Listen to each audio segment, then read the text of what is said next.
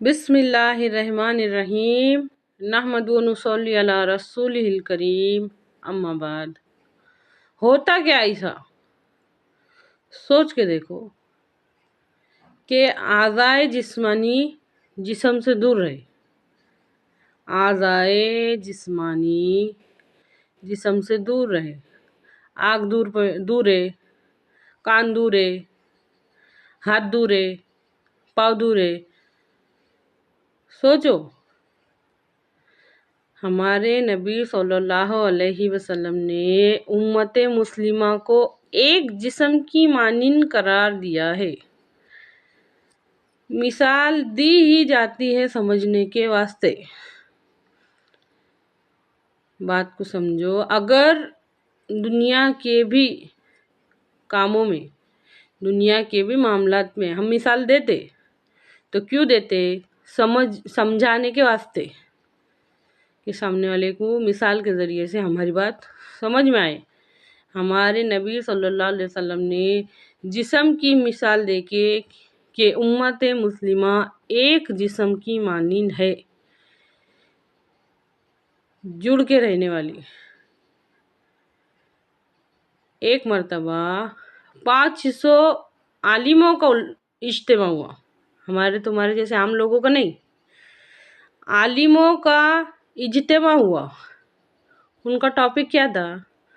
ہماری قوم کی حد سے زیادہ غفلت اور گمراہی کی وجہ کیا ہے؟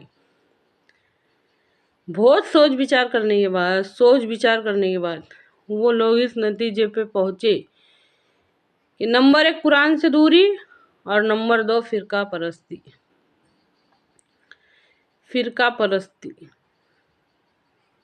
حد سے زیادہ گمراہی اور غفلت کی ہماری قوم کی سب سے بڑی وجہ۔ اللہ کے واسطے بات پہ غور کیجئے، یہ کیا ہے؟ ہمارے نبی صلی اللہ علیہ وسلم کی فرمان کی ہمارے نزدیک کوئی اہمیت ہے یا نہیں ہے؟ آج ہماری نظر میں دین کا تصور، اگر میری بات کا یقین نہیں آتا ہوا نا تو غور کر کے دیکھو، پوچھ کے دیکھو لوگوں سے۔ آج ہماری نظر میں دین کا تصور صرف اور صرف 5 ارکان ہیں، اور اگر اس سے تھوڑا سا ہٹ کے تھوڑے بہت صدقے زکوٰۃ، وہ بھی اسلام کے 5 ارکان میں جاتے، اور سال میں 2 عید، اس کے علاوہ نئے بدعت خرافات، وہ سب ایک الگ سے نکالی لی بات ہے۔ لیکن آج ہماری نظر میں دین کا مکمل تصور اسلام کے 5 ارکان ہیں: پہلا کلمہ، دوسری نماز، تیسرا روزہ، چوتھی زکوٰۃ اور 5واں حج۔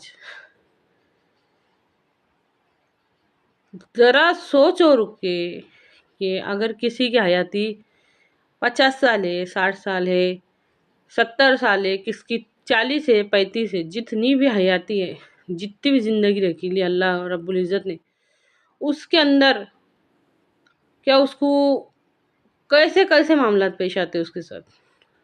کیسے کیا صرف وہ مصلی پہ بیٹھ کے اس کی زندگی گزار سکتا کیا؟ ایسا ہو سکتا کیا؟ سب اللہ کی طرف سے، سب کچھ اللہ کی طرف سے۔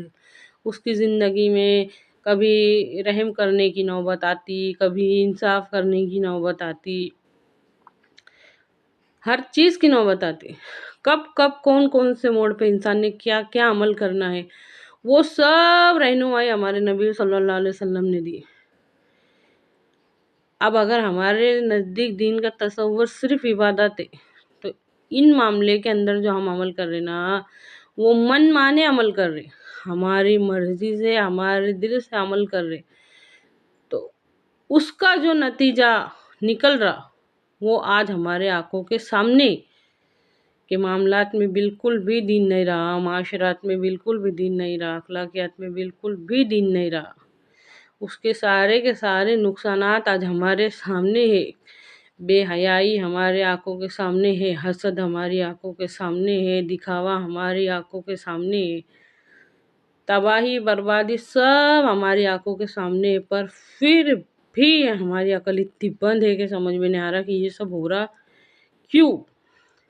اتنا نقصان کرونا وائرس نہیں ہوا جتنا نقصان اور تباہی بے دینی کی وجہ سے۔